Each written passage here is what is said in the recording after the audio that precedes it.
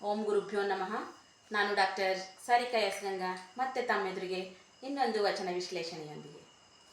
ಹೊನ್ನು ಎಷ್ಟಿದ್ದರೇನು ತಿನ್ನಲದು ಯೋಗ್ಯವೇನು, ಹೊನ್ನು ಎಷ್ಟಿದ್ದರೇನು ತಿನ್ನಲದು ಯೋಗ್ಯವೇನು, ಅನ್ನವೇ ತಿಂದು ಬದುಕಬೇಕಿಲ್ಲಿ ಹೊನ್ನಿನ ದಿಮಾಕು ತೋರಿಸಬೇಡೆಂದ ನಮ್ಮ ಕಲಾ ಸಂಗಮನಾಥ.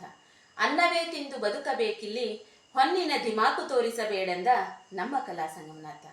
ಬಂಧುಗಳೇ, ಈ ಮನುಷ್ಯ ಜೀವನ ನಾವು ಪಡ್ಕೊಂಡಿದ್ದೀವಿ ಅಥವಾ ಪ್ರಾಣಿ ಪಕ್ಷಿ ಯಾವುದೇ ಒಂದು ಜೀವಿ ಅಂತ ಅಂದಾಗ ಇಲ್ಲಿ ನಾವು ಸಂಪಾದನೆ ಮಾಡಿರುವಂತಹ ಚಿನ್ನ, ಒಡವೆ, ನಮ್ಮ ಒಂದು ಅಂತಸ್ತು ಯಾವುದು ಕೂಡ ತಿನ್ನಕ್ಕೆ ಯೋಗ್ಯ ಅಲ್ಲ.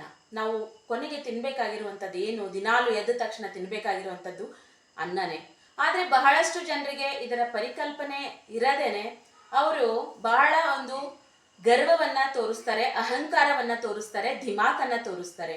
ಯಾವತ್ತೂ ಕೂಡ ನಮಗೆ ಸಿರಿವಂತಿಕೆಯ ಗರ್ವ ಬರಬಾರದು. ಈ ಸಿರಿವಂತಿಕೆಯ ಗರ್ವ ಬಾರದೇನೆ ಪ್ರತಿಯೊಬ್ಬರು ತಿನ್ನುವಂಥದ್ದು ಅನ್ನನೇ. ನೀನು ಕೋಟಿ ಗಳಿಸಿದವನು ತಿನ್ನೋದು ಅನ್ನನೇ, 100 ರೂಪಾಯಿ ಗಳಿಸಿದವನು ತಿನ್ನೋದು ಅನ್ನನೇ.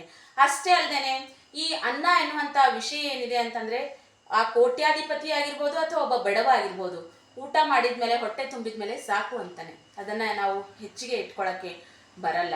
ಹಾಗಾಗಿ ನಾವು ತಿನ್ನುವಂತಹ ಅನ್ನಕ್ಕೆ ನಾವು ಬೆಲೆಯನ್ನ ಕೊಡಬೇಕು. ನಮಗಿಂತ ಕೆಳಗಡೆ ಇರೋರಿಗೆ ನಾವು ಹೀಯಾಳಿಸಬಾರ್ದು.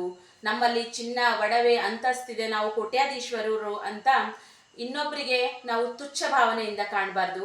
ಅವರಿಗೆ ಮನನೋಯಿಸುವಂತೆ ನಾವು ಅಹಂಕಾರ ಪಡಬಾರ್ದು.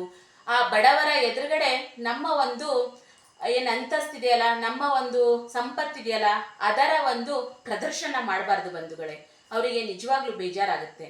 ಹಾಗಾಗಿ ನಾನು ತಮ್ಮೆಲ್ಲರಲ್ಲಿ ವಿನಂತಿಸಿಕೊಳ್ಳೋದೇನೆಂದರೆ, ದೇವರು ನಮಗೆ ಎಷ್ಟೇ ಕೊಡಲಿ, ಭಗವಂತ ಕೊಟ್ಟಿರೋದನ್ನು ಸಾಧ್ಯ ಆದರೆ ನಾವು ಅದನ್ನು ಸೇವೆಯ ರೂಪದಲ್ಲಿ ಬೆಳೆಸೋಣ.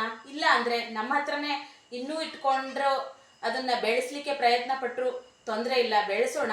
ಆದರೆ ಅದರ ಒಂದು ಗರ್ವ, ಅಹಂಕಾರ, ಧಿಮಾಕು ಇನ್ನೊಬ್ಬರಿಗೆ ತೋರಿಸಿ ಅವರಿಗೆ ಹೀಯಾಳಿಸಿ ಅವರಿಗೆ ತುಚ್ಛರನ್ನಾಗಿ ಕಾಣೋದು ಬೇಡ. ನಾವೆಲ್ಲರೂ ತಿನ್ನೋದು ಅನ್ನನೇ ಅಂತ ಹೇಳ್ತಾ ಧನ್ಯವಾದಗಳು.